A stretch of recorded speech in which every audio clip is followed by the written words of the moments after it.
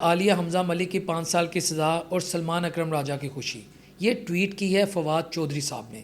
وہ سسٹم کے کافی قریب ہیں اور اندر کی خبریں بھی جانتے ہیں۔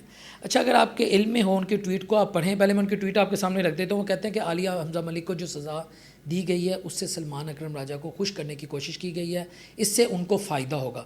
سلمان اکرم راجہ کو کیا فائدہ ہوگا؟ اگر آپ کو یاد ہو، آج سے تقریباً 2-2.5 ہفتے پہلے عالیہ حمزہ ملک اور سلمان اکرم راجہ ایک دوسرے کے خلاف بیانات اور ٹویٹ کرتے رہتے سوشل میڈیا پر، بلکہ سلمان اکرم راجہ نے ایک جگہ تو کھڑے ہو کے عالیہ حمزہ کی خوب کلاس لی تھی، خوب کرٹیسائز ان کو کیا تھا۔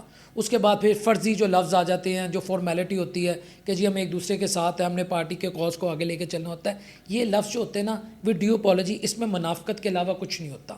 اچھا، اب کیا سلمان اکرم راجہ جو ہے عالیہ حمزہ ملک کو 5 سال قید ہو جاتی ہے وہ خوش ہوں گے؟ اس کے 2-3 پہلو ہیں۔ پہلی تو بات یہ ہے، اگر عالیہ حمزہ ملک کو قید ہو رہی ہے تو جو پی ٹی آئی کی سیکنڈ سینئر لیڈرشپ، جو نائب چیئرمین پی ٹی آئی کے یا vice chairman P T I کے ہیں، شاہ محمود قریشی صاحب، ان کو کورٹ سے ریلیف مل رہا ہے، دوسری دفعہ ملا ہے۔ فیصل آباد اینٹی ٹیررسٹ کورٹ نے فیصلہ دیا ہے، سرگودا اینٹی ٹیررسٹ کورٹ نے فیصلہ دیا اور لاہور اینٹی ٹیررسٹ کورٹ نے فیصلہ دیا ہے، لیکن اس میں شاہ محمود قریشی صاحب کو ریلیف ملا ہے۔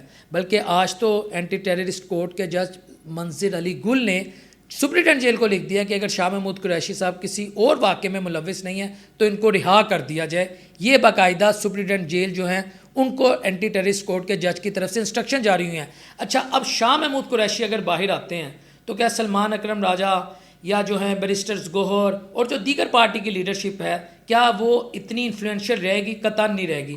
لیکن شاہ محمود قریشی کا باہر آنا الٹیمیٹلی ان کے متعلق سسپیشنز بھی کریٹ کر دے گا کہ یہ ڈیل کر کے آئے ہیں، ان کو کوئی سزا کیوں نہیں ہو رہی۔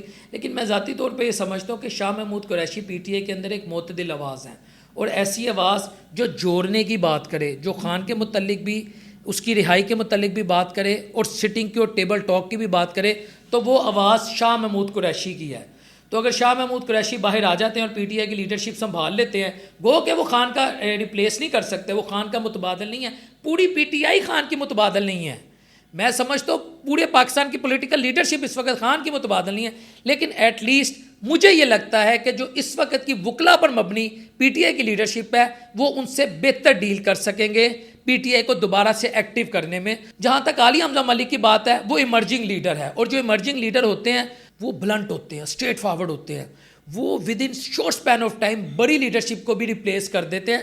تو پاسبلٹی ہے کہ سلمان اکرم راجہ کو عالیہ حمزہ ملک کی جو خان کے متعلق پالیسی ہے کہ باہر نکلو، خان کو لاؤ، ریزرویشن وہ رکھتے ہوں۔